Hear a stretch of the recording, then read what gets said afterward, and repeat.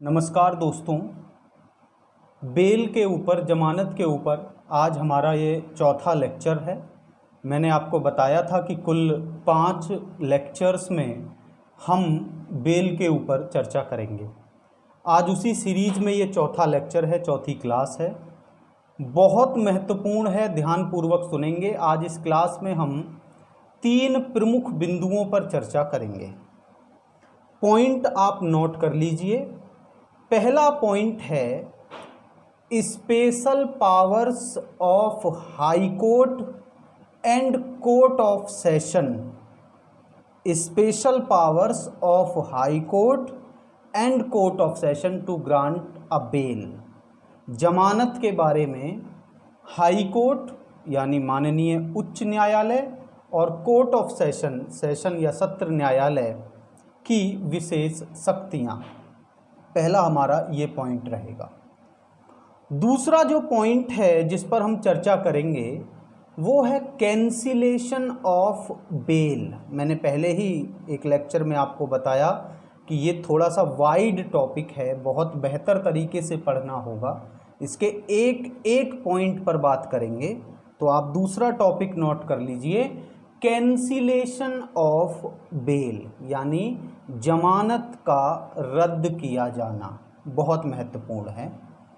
और तीसरा जो हमारा टॉपिक है वो है एंटीसिपेटरी बेल या अग्रिम जमानत। आज इस लेक्चर में हम अग्रिम जमानत के बारे में भी चर्चा करेंगे। तो कुल मिलाकर के 3 विषय हैं, 3 टॉपिक हैं, एक एक बिंदु पर जिनके बारे में बात करेंगे। ध्यानपूर्वक सुनते हुए चलें। सबसे पहले मैंने आपको बताया बेल के बारे में हाई कोर्ट और कोर्ट ऑफ सेशन की पावर। तो इसके लिए आपको एक सेक्शन पढ़ना है 439, धारा 439। इस सेक्शन को जब आप डायरेक्ट से पढ़ेंगे, पहले आप यहीं पर इस वीडियो को रोकिए और इस सेक्शन को केवल एक बार पढ़ लीजिए। उम्मीद करता हूं आपने इसे पढ़ा होगा। अब मैं कुछ छोटे से सवाल आपसे पूछ रहा हूं, जैसे क्या आपको इस सेक्शन के पहले पैराग्राफ या पहले सब सेक्शन में कहीं पर ऑफेंस का क्लासिफिकेशन मिला है कि नॉन बेलेबल ऑफेंस में ही बेल दे सकते हैं, या बेलेबल में ही बेल दे सकते हैं, या कॉग्निजेबल में ही बेल दे सकते हैं, या नॉन कॉग्निजेबल में? ऐसा कोई क्लासिफिकेशन नहीं है।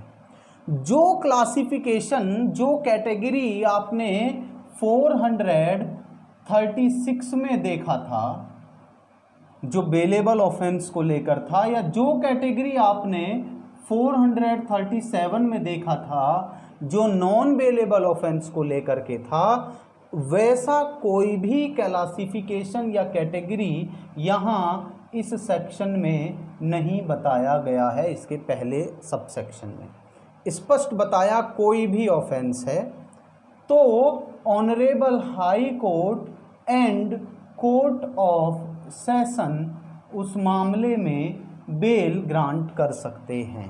पहला तो ये पॉइंट है, पहला ये पॉइंट है, कोई ऑफेंस का क्लासिफिकेशन नहीं है, याद रखना है आपको। ये इनका स्पेशल पावर्स है, ये इनका स्पेशल पावर्स है। अब मैं इसकी आगे की बात करता हूं।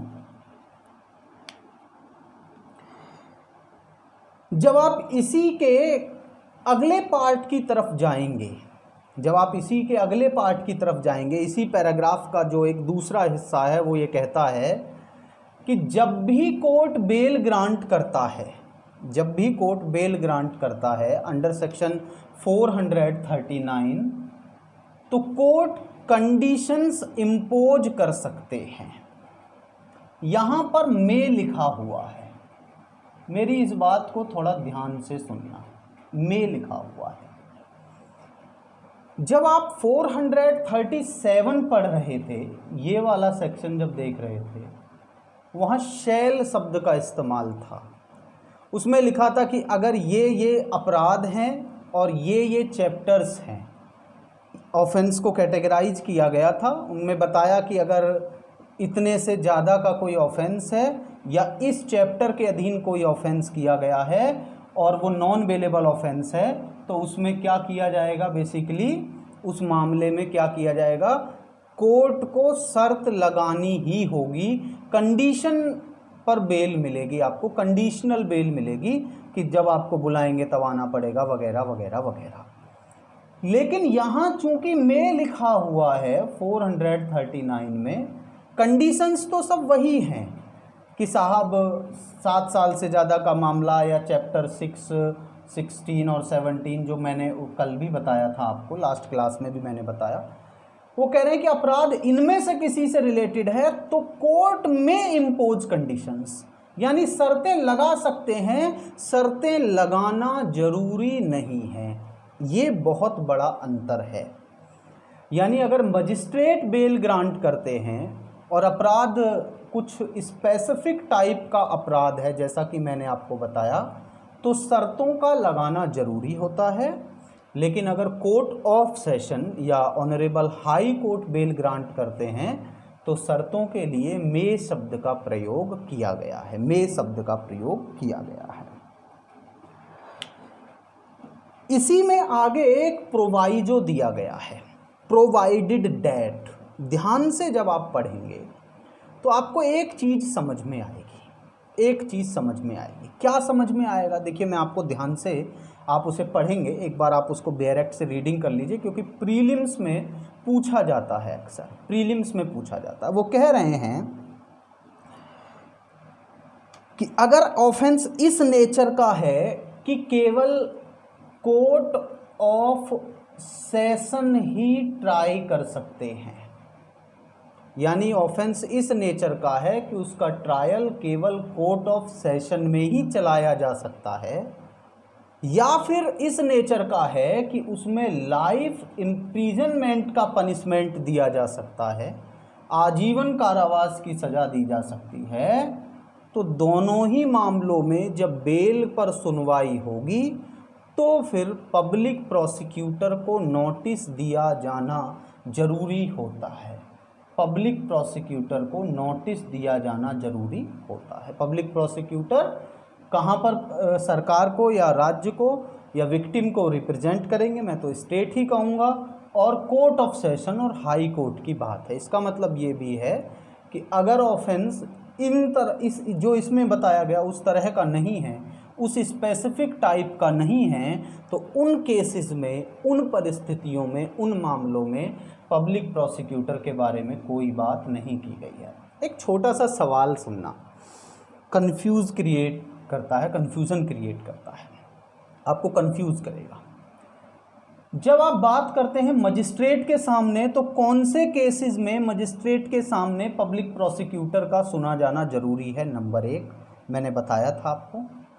और जब आप बात करते हैं कोर्ट ऑफ सेशन में या हाई कोर्ट में, तो कौन से केसेस में पब्लिक प्रोसिक्यूटर को नोटिस दिया जाना चाहिए, नंबर 2।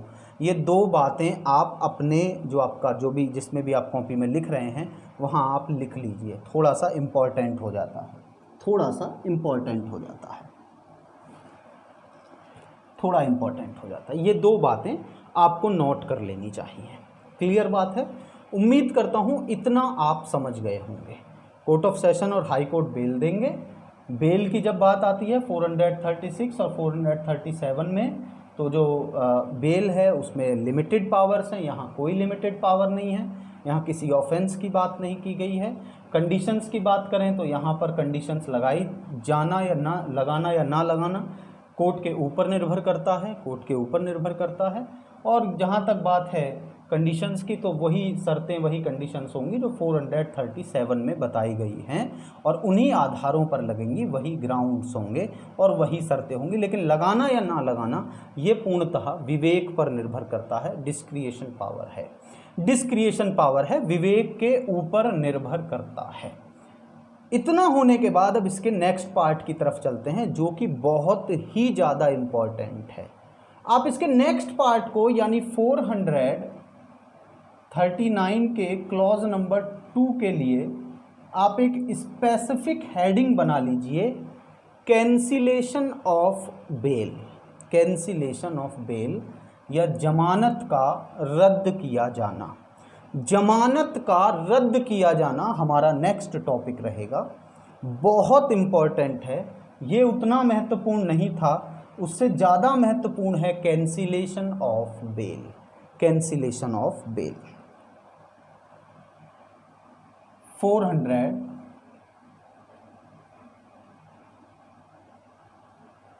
कैंसिलेशन ऑफ बेल 439 के क्लॉज नंबर 2 में बताया।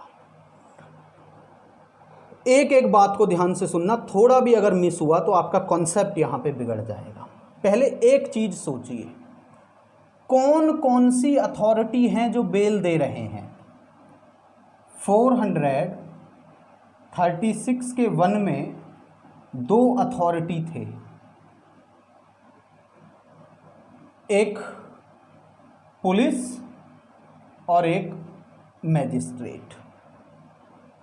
436 में 437 में बेल दे रहे थे केवल मैजिस्ट्रेट, केवल मैजिस्ट्रेट। 439 में बेल दे रहे हैं कोर्ट ऑफ सेशन और high court. Court of session और हाई कोर्ट ये बेल दे रहे हैं, तो ये अथॉरिटी है, एप्रोप्रिएट अथॉरिटी है, सक्षम प्राधिकारी है। अब एक एक बात को ध्यान से सुनना। पुलिस, जिसको बेल देने का अधिकार है 436 में, सिर्फ बेल देने का अधिकार है, कैंसिल करने का अधिकार पुलिस को नहीं है। पुलिस को सिर्फ बेल देने का अधिकार है, कैंसिल करने का अधिकार पुलिस को नहीं है। पुलिस को बेल कैंसिल करने का अधिकार नहीं है, बेल को कैंसिल करने का अधिकार पुलिस को नहीं है। एक बात ध्यान रखना, पुलिस की बेल को, जो मैं ये बात कर रहा था कि यहां पे ये जो है कि पुलिस को बेल देने का अधिकार है, कैंसिल करने का नहीं है, तो पुलिस ने अगर बेल ग्रांट किया है तो कैंसिल कौन करेगा? पुलिस ने अगर बेल ग्रांट की है तो कौन कैंसिल करेगा? ये सवाल अक्सर पूछा जाता है, पूछा जा सकता है। पुलिस ने अगर बेल ग्रांट की है तो मजिस्ट्रेट कैंसिल नहीं करेंगे और ना कर सकते हैं। पुलिस ने अगर बेल दी है तो उसे कैंसिल करने का अधिकार सिर्फ 439 के सबसेक्शन 2 में कोर्ट ऑफ सेशन और हाई कोर्ट को है। बेल अगर पुलिस ने दी है तो पुलिस, ना तो पुलिस उसे कैंसिल कर सकती है, ना तो वो अधिकारी उसे कैंसिल कर सकता है, और ना ही मजिस्ट्रेट कैंसिल कर सकता है। पुलिस के द्वारा दी गई बेल को कैंसिल सिर्फ 439 के क्लॉज 2 में कोर्ट ऑफ सेशन और हाई कोर्ट, ये 2 अथॉरिटी हैं जो उस बेल को कैंसिल कर सकते हैं। एक बात। अब आते हैं 436 के 1 में ही दूसरी अधिकारी बताए गए मैजिस्ट्रेट। कौन से केसेस में? बेलेबल केसेस में बेल दे सकते हैं। बेलेबल केसेस की बात की गई है 436 के 1 में। तो ध्यान देना, जो मजिस्ट्रेट बेल देते हैं वही मजिस्ट्रेट, या अगर उनका ट्रांसफ़र हो जाता है तो उनके स्थान पर आने वाला मजिस्ट्रेट, ध्यान देना, जो मजिस्ट्रेट बेल देते हैं या तो वो मजिस्ट्रेट, या अगर उनका ट्रांसफ़र हो जाए या वो नहीं अवेलेबल है, उपलब्ध नहीं है, तो उनकी जगह पर काम करने वाला मजिस्ट्रेट ही बेल को कैंसिल कर सकते हैं। 436 के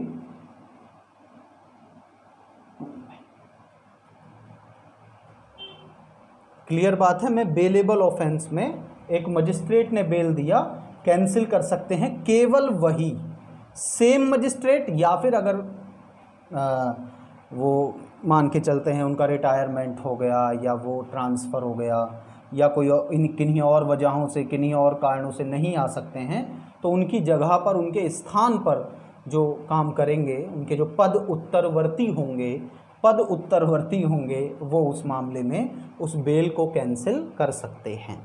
उम्मीद करता हूँ इतना आपको समझ में आया होगा। हो गया। अब आते हैं 437 पे, ये वाला पॉइंट, ये वाला मैंने बताया 437 बेलेबल ऑफेंसेस की बात नहीं करता, नॉन बेलेबल की बात करता है। और नॉन बेलेबल में भी बेल कौन देगा? मजिस्ट्रेट देगा, ये बात करता है। वो हम कल डिटेल में उसको पढ़ चुके हैं। तो ध्यान देंगे 437 का अगर कोई बेल है, अगर कोई बेल 437 का है तो वही मजिस्ट्रेट केवल कैंसिल कर सकते हैं, वही मजिस्ट्रेट कैंसिल कर सकते हैं जिन्होंने बेल को ग्रांट किया था, या फिर जो मैंने पहले बताया कि वो नहीं है तो उनके पद उत्तरवर्ती जो भी काम करेंगे, ट्रांसफ़र हो गया या किन्हीं और वजहों से, तो दूसरे मजिस्ट्रेट भी जो उनके स्थान पर काम करेंगे। लेकिन कोर्ट का कार्यभार लगभग वही होना चाहिए जो मैं आपको बताना चाहता हूँ। ये तो हमने बताया कि जो बेल देंगे ये नॉन बेलेबल में करेंगे, ये बेलेबल में करेंगे, पुलिस कर ही नहीं सकते। अब बात करते हैं एक वाइड पावर के बारे में जो दी गई है 439 के क्लॉज नंबर 2 में। यहाँ पे किसी भी मामले की बेल को कैंसिल करने का अधिकार है ऑनरेबल कोर्ट ऑफ सेशन को और ऑनरेबल हाई कोर्ट को। किसी भी मामले से मेरा मतलब है, चाहे वो मामला 436 का हो, चाहे वो मामला 437 का हो, और चाहे वो मामला 438 का हो, इवन एंटीसिपेटरी बेल की भी बात कर रहे हैं, और चाहे वो मामला 439 का हो।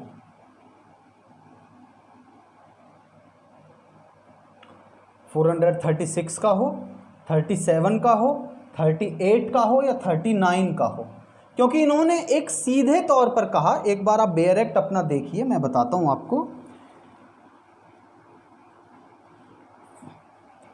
इस चैप्टर में दिए जाने वाले किसी भी बेल को कोर्ट ऑफ सेशन और हाई कोर्ट कैंसल कर सकते हैं इस चैप्टर में। तो इस चैप्टर में तो ये भी है, इस चैप्टर में तो ये भी है, ये भी है और ये भी है।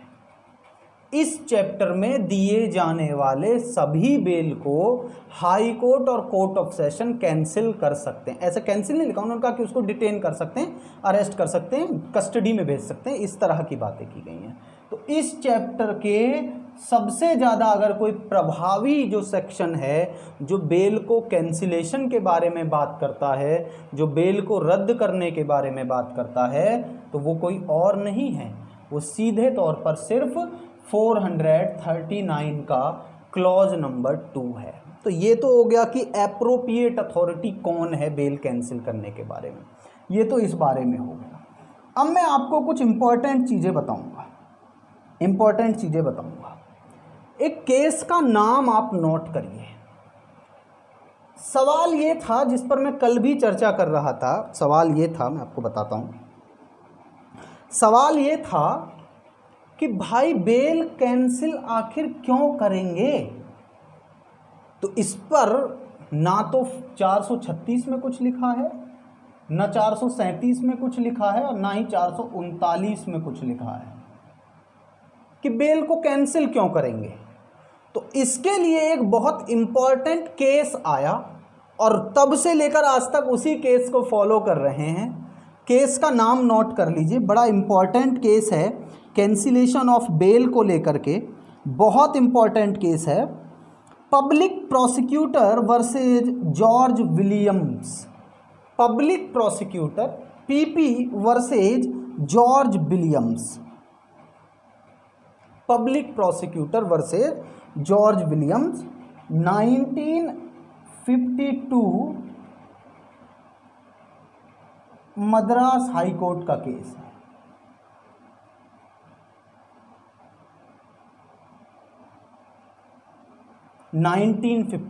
पब्लिक प्रोसिक्यूटर लोक अभियोजक वर्सेस जॉर्ज विलियम। 5 बातें बताई इस केस में, बहुत इंपॉर्टेंट है, याद रखना। पीपी वर्सेस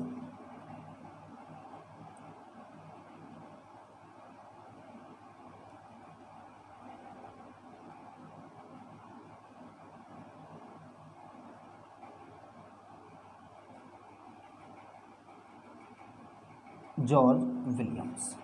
5 इंपॉर्टेंट बातें बताई गई, वो पांचों बातें मैं आपके सामने अभी बताऊंगा। 5 बातें बताई।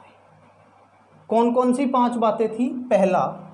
पहला जो पॉइंट था वो ये था, बेल उस कंडीशन में आप उसको कैंसिल कर देंगे, उस परिस्थिति में कैंसिल कर देंगे जब बेल पर रिलीज होने के बाद वो व्यक्ति सेम ऑफेंस अगर कमिट करता है।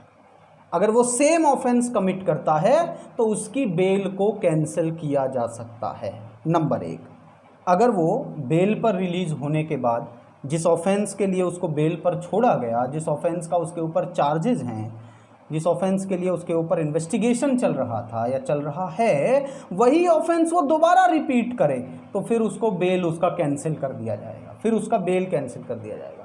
तो सेम ऑफेंस को रिपीट करने पर बेल कैंसिल हो सकता है। एक तो ये। दूसरा जो पॉइंट है जो हमने नोट किया है वो ये है कि वो इन्वेस्टिगेशन को प्रिवेंट करे, वो इन्वेस्टिगेशन को बाधित करे। वो अन्वेषण को अगर बाधित करता है, अन्वेषण को रोकने का प्रयास करता है तो उसका बेल कैंसिल किया जा सकता है। तीसरा हमने जो पॉइंट नोट किया है इस केस से जो मैंने देखा वो था कि अगर वो एविडेंस को टेम्पर करने लग जाता है, उसमें कोई छेड़छाड़ करने लग जाए बेल पर रिलीज होने के बाद, तो फिर उसके बेल को कैंसिल किया जा सकता है। उसके बाद जो हमने पॉइंट नोट किया, उसके बाद जो पॉइंट नोट किया कि वो विदेश भागने की तैयारी करे। विदेश भागने से मेरा मतलब है उसमें तो ये लिखा हुआ था कि जूरिसडिक्शन को छोड़कर जाने की तैयारी करे। जो इंडियन कोर्ट्स का जूरिसडिक्शन है, जो न्यायालयों की क्षेत्राधिकार है, उससे बाहर जाने के बारे में बात करे वो, और या फिर वो जेल से बाहर आने के बाद वॉयलेंस करे, जेल से बाहर आने के बाद वो वॉयलेंस करे, वो ऐसा कार्य करे जिससे कि समाज को हानि होने की संभावना हो। तो ये 5 पॉइंट्स हैं, इन्हें आप नोट कर लीजिए। आफ्टर द रिलीज भी उसके बेल को कैंसिल किया जा सकता है। अगर ये 5 पॉइंट्स के बारे में अगर बात करेंगे तो फिर उसके बेल को वहाँ पे कैंसिल किया जा सकता है। क्लियर बात है? क्लियर बात है। तो ये आपका कैंसिलेशन ऑफ बेल के ऊपर कुछ छोटी छोटी बातें हैं, कुछ छोटे छोटे पॉइंट्स हैं कैंसिलेशन ऑफ बेल को लेकर के। उम्मीद करता हूँ इतना आपकी समझ में आ गया होगा। 2 पॉइंट हमारे क्लियर हो गए। अब हमारा तीसरा पॉइंट है, इसके बाद हमारा जो टॉपिक है वो है एंटीसिपेटरी बेल, जिसे हिंदी में अग्रिम जमानत कहा जाता है। अग्रिम जमानत आपने बहुत बार नाम सुना होगा, बहुत बार इसके बारे में आप पढ़े होंगे, लेकिन आज हम इसको इस तरह से पढ़ेंगे। मैं ये नहीं कह रहा हूँ कि आपने इसे नहीं पढ़ा होगा, लेकिन हम आज इसको इस तरह से पढ़ेंगे कि मुख्य परीक्षा का प्रत्येक बिंदु, एक एक पॉइंट हमारा कवर हो जाए। और कोई हमसे कहे कि इसके ऊपर 300 वर्ड्स में आप लिखिए एंटीसिपेटरी बेल के ऊपर, तो हम बड़े आराम से लिख दें। यही एक कला होती है मेंस एग्जामिनेशन को निकालने की, जिसके बारे में हम बात करेंगे। चलिए, एंटीसिपेटरी बेल में सबसे बड़ी चीज़ ये है कि आपको इसका ऑब्जेक्ट से शुरू करना है, क्योंकि लीगल प्रोविजन तो आप सब जानते ही हैं, सेक्शन 438 में बताया गया है इसका लीगल प्रोविजन, इसका विधिक प्रावधान। तो हम जो शुरुआत करेंगे वो हम करेंगे ऑब्जेक्ट, उद्देश्य,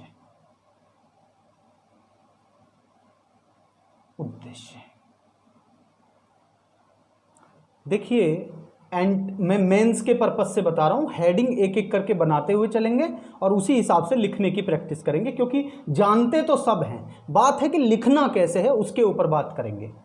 जब मैं इसके ऑब्जेक्ट की बात करता हूं, उद्देश्य की बात करता हूं, तो इसका उद्देश्य हम अपनी तरफ से कुछ नहीं बनाएंगे। लॉ कमीशन ने अपनी एक रिपोर्ट दी थी, 41st रिपोर्ट,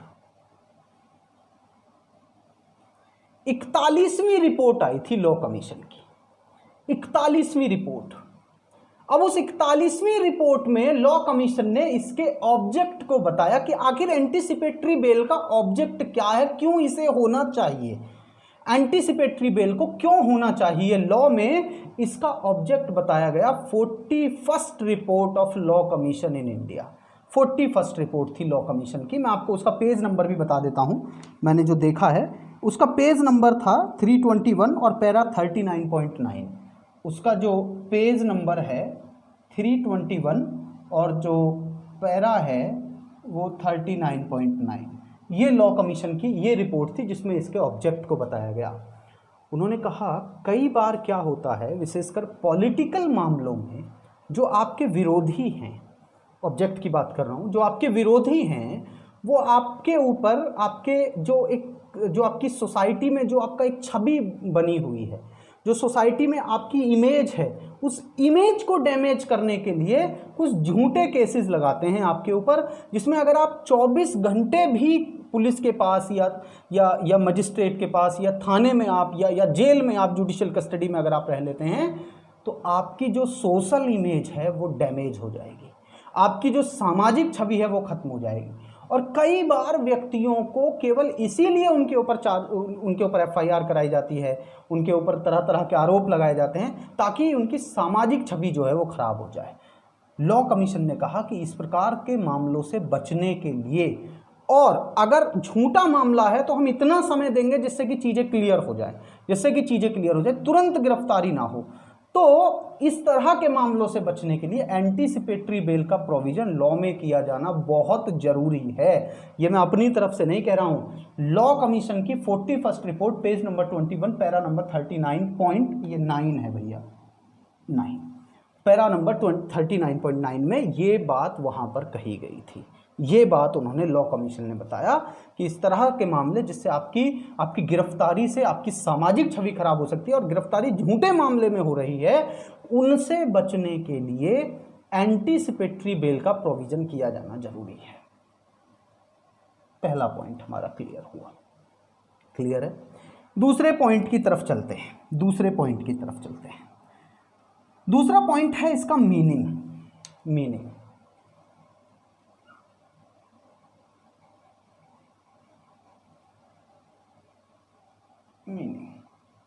अर्थ।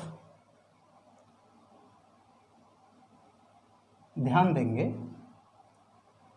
वही हमारा पुराना सूत्र है कि भैया पहले देख लीजिए कि क्या जिस चीज़ का मीनिंग लिख रहे हैं वो उस पर्टिकुलर लॉ में, जिसके बारे में उसको पढ़ रहे हैं, उस पर्टिकुलर लॉ में क्या उसे डिफाइन किया गया है।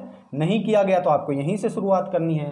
The word anticipatory bail has not been defined in the code of criminal procedure.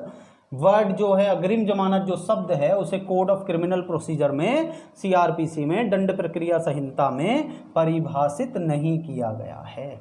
इसको परिभाषित नहीं किया गया तो फिर क्या है, फिर इसका आप एक मीनिंग देखेंगे जो डिक्शनरी मीनिंग है। एंटीसिपेटरी बेल का मीनिंग है बेल बिफोर अरेस्ट।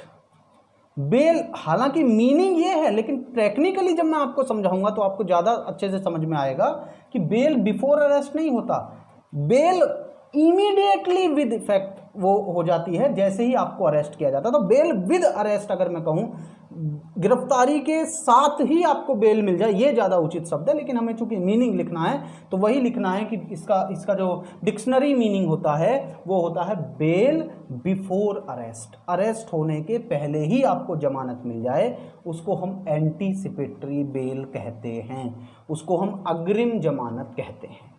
मीनिंग में भी कोई दिक्कत नहीं है। सबसे ज़्यादा जो अच्छी बात है वो ये है कि हमको इसका तीसरा पॉइंट थोड़ा डिटेल में पढ़ना है। अच्छा, इसलिए क्योंकि बेयर एक्ट में सब कुछ लिखा हुआ है जिसके लिए अभी आपसे चर्चा करूंगा। तीसरा हम इसका जो बेयर एक्ट है वो उसकी लैंग्वेज को लिखेंगे। बेयर एक्ट, पहले आप मेरी एक कहानी सुन लीजिए, छोटा सा एक पॉइंट है उसको सुन लीजिए। बेयर एक्ट आप अपने आप लिखना सीख जाएंगे, कोई बड़ी बात नहीं है। ध्यान से सुनेंगे। देखिए क्या है कि मान के चलते हैं ए नाम का एक व्यक्ति है जो कि अक्यूज्ड नहीं है, अभी समझना, या हो सकता है कि वो अक्यूज्ड हो। ए नाम का एक व्यक्ति है। अब इस ए को ये संदेह हो गया, इसको ये मन में ये इसके दुविधा हुई कि हो सकता है मुझे, ए को ये संदेह हुआ कि हो सकता है मुझे किसी नॉन बेलेबल ऑफेंस में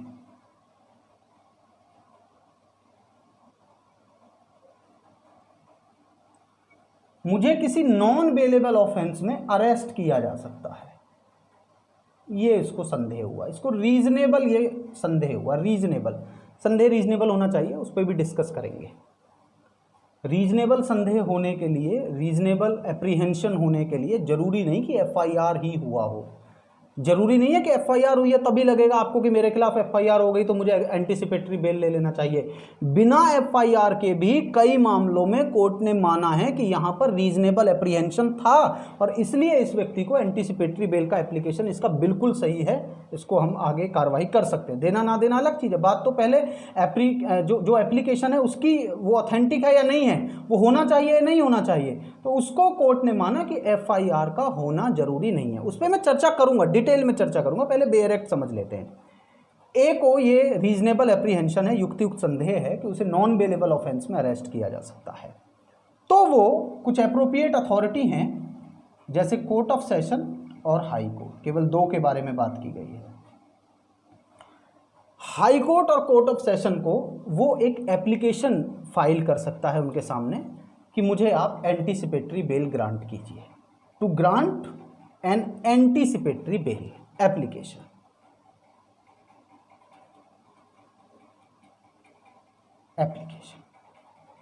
एप्लीकेशन वो फाइल कर सकता है to grant an anticipatory bail, कोई दिक्कत नहीं है। फिर से ध्यान देंगे, ए है नॉन बेलेबल ऑफेंस में उसको रीजनेबल एप्रीहेंशन है, युक्तियुक्त संदेह है कि उसे अरेस्ट किया जा सकता है, तो कोर्ट ऑफ सेशन और हाई कोर्ट एप्रोप्रिएट अथॉरिटी हैं, उसमें एप्लीकेशन फाइल करेगा। अब समझना, कभी भी, मैं इसको यहीं पे फिनिश कर रहा हूँ, ऊपर चल रहे हैं यहाँ देखेंगे, कभी भी जब ऐसा एप्लीकेशन फाइल किया जाता है अंडर सेक्शन 438, तो उसमें डायरेक्ट कभी भी रेगुलर एंटीसिपेटरी बेल, ध्यान से सुनना, या फुल एंटीसिपेटरी बेल नहीं ग्रांट की जाती। जब एप्लीकेशन पर सुनवाई होगी, जैसे ही आप दाखिल करेंगे आपकी सुनवाई होगी, कोर्ट दो चीजें करेगा।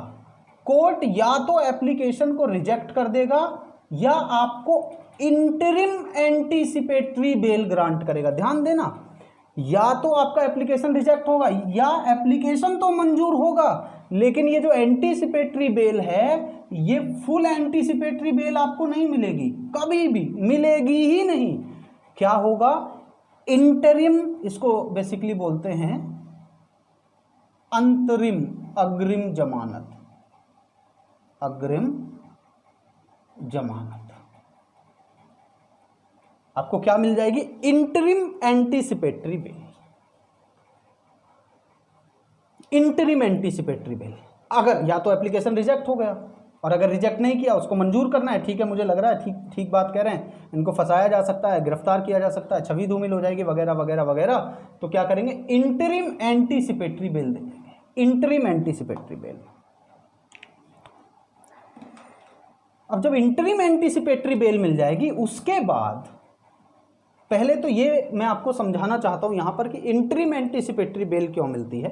क्योंकि जब आप जाते हैं कोर्ट में, तो सामने जो है पब्लिक प्रोसिक्यूटर जो विरोध करेगा आपकी बेल का, वहां पर एंटीसिपेटरी बेल का पब्लिक प्रोसिक्यूटर उसको अपोज करेगा। वो तो हो सकता है अवेलेबल ना हो, या हो सकता है उसको अभी आपके फैक्ट्स ना पता हो। आप तो गए, एप्लीकेशन आपने दिया, अब उसको कैसे पता आपके क्या फैक्ट्स हैं? अभी तो ना उसके पास एफआईआर है, ना उसको मामले के बारे में उसके तथ्यों की जानकारी है।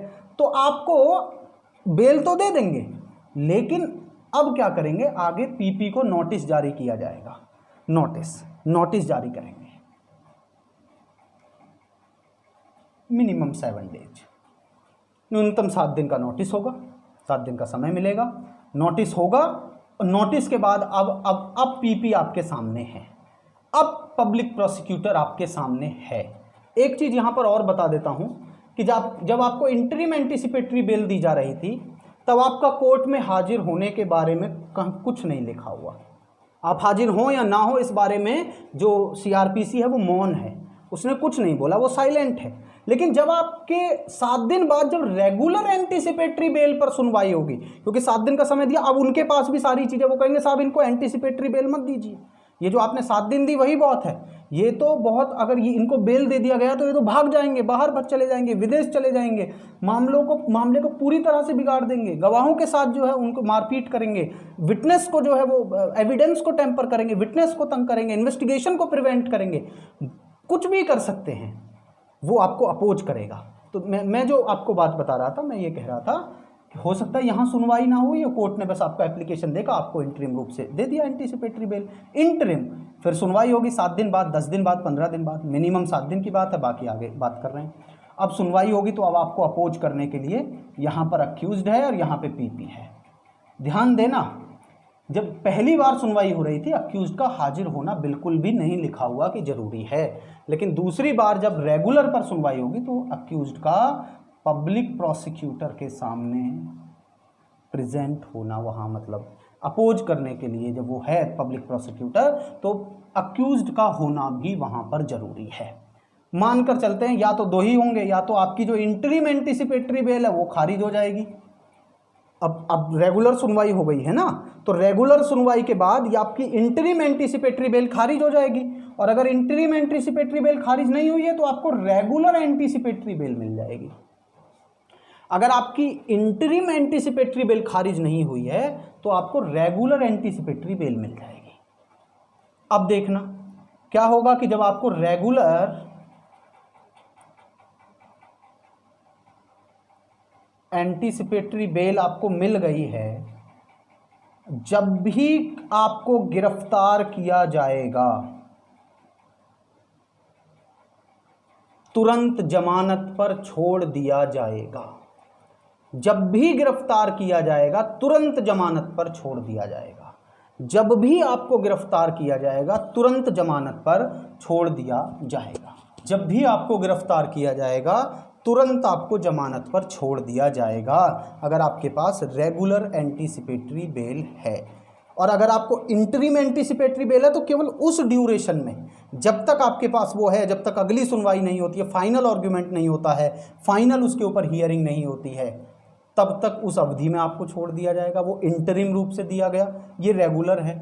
इसका ड्यूरेशन कितना होता है, कौन सी गिरफ्तारी की बात कर रहे हैं, क्या केवल पुलिस की गिरफ्तारी या मजिस्ट्रेट के वारंट वाली गिरफ्तारी, या रीजनेबल एप्रीहेंशन क्या होता है, या पब्लिक प्रोसिक्यूटर को सुनना क्यों जरूरी है, ये सारे पॉइंट्स अब हम इसके बाद के जो एलिमेंट्स हम लिखेंगे कि एंटीसिपेटरी बेल के असेंशियल एलिमेंट्स क्या हैं, उस पर चर्चा करेंगे, उसमें देखेंगे। अभी मैं बता रहा था बेयर एक्ट में कैसे लिखना है, तो देखो अब कहानी बन गई आपके दिमाग में, 10-12 वर्ड हैं, उन्हीं को दिमाग में रखिए, डिट्टो लिखने की जरूरत नहीं है। बेयर एक्ट ना याद होगा आपको, क्या रखना है, एक व्यक्ति है जिसे गिरफ्तार किया को उसको आशंका है, एप्रीहेंशन है, रीजनेबल एप्रीहेंशन है, युक्तियुक्त आशंका है, मुझे नॉन बेलेबल केस में गिरफ्तार किया जा सकता है, तो वो एप्लीकेशन लेके जाएगा court of session high court में। वहाँ इंटरिम एंटीसिपेटरी बेल या वो कैंसिलेशन, 2 चीज़ें होंगी, या तो एप्लीकेशन कैंसिल होगी या ये मिलेगा। उसके बाद 7 दिन का समय मिनिमम उसको नोटिस दिया जाएगा पीपी को। फिर फाइनल सुनवाई होगी, फाइनल सुनवाई में 2 ही चीज़ें होंगी, या तो इंटरिम एंटीसिपेटरी बेल को कैंसिल कर देंगे या उसको फाइनली बेल मिल जाएगा। तो ये हमारा आज का यहाँ तक हम इसको देख रहे हैं, इसको एक बार आप क्लियर कर लीजिए। बेयर एक्ट को जैसे मैंने बताया ऐसे लिखने की कोशिश कीजिए। कल हम इसको फाइनल कर देंगे, इसको ख़त्म कर देंगे, और इसी के साथ कल हमारा बेल का टॉपिक भी ख़त्म हो जाएगा, एंटीसिपेटरी बेल खत्म होगा, और कुछ बेल बॉन्ड से रिलेटेड कुछ प्रावधान मुझे पढ़ाने हैं। कल के लेक्चर में एंटीसिपेटरी बेल हमारा खत्म होगा और साथ ही बेल बॉन्ड से रिलेटेड कुछ प्रोविजन खत्म होंगे। तो बेल का जो टॉपिक है वो हमारा हम पूरी तरह से इसको कवर कर लेंगे। Thank you so much.